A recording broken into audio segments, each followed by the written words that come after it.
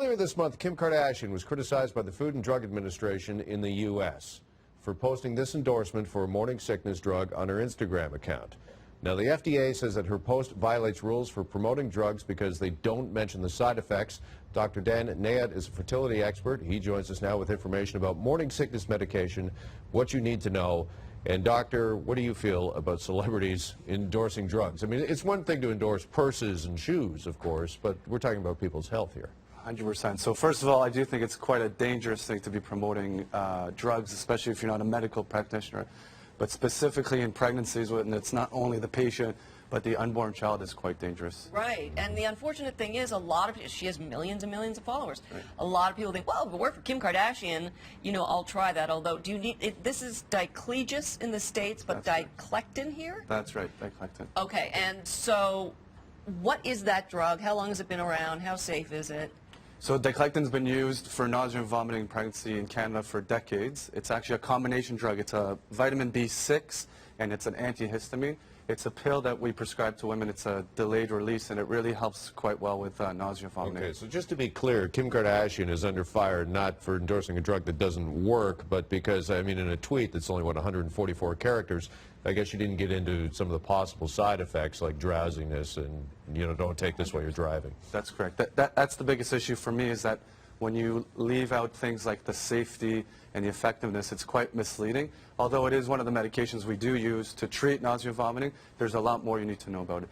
And specifically, speaking to your doctor is really key because the counseling around it is really important.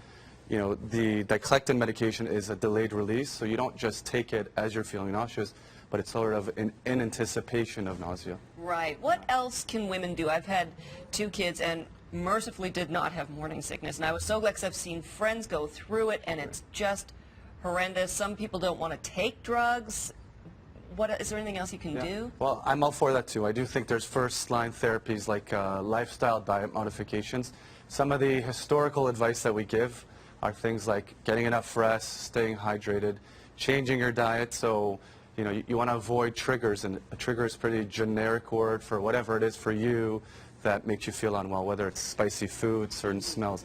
So, you know, frequent, short, bland meals, I think, are the key. Okay, not to get too personal here, but I see in my notes that your own wife is pregnant right now and suffering from morning sickness. That's true, so are you following your own prescription, doctor? 100%. So we definitely tried all the lifestyle modifications. We tried some ginger, we tried some acupuncture. After trying that, I can't say that I treated her myself, but one of my colleagues was kind enough to see her, and I will say that diclectin is part of her management. Right. And for, you know, so many women, it can be, you can just be flat out. You can't get out of bed with the morning. What causes morning sickness? Is it the hormones? What is it? Yeah, so I actually don't know the answer, and I don't know that anyone does, but one of the theories of it is perhaps it's evolutionary. If you can think in the early stages of pregnancy, it's quite a sensitive time period. So maybe hundreds of years ago where we wanted to avoid poisonous little mushrooms or plants, so like the aversion to food is a key part. But we do think this is related to the hormones. As the first trimester goes along, the higher pregnancy levels continue, and we think that's really associated.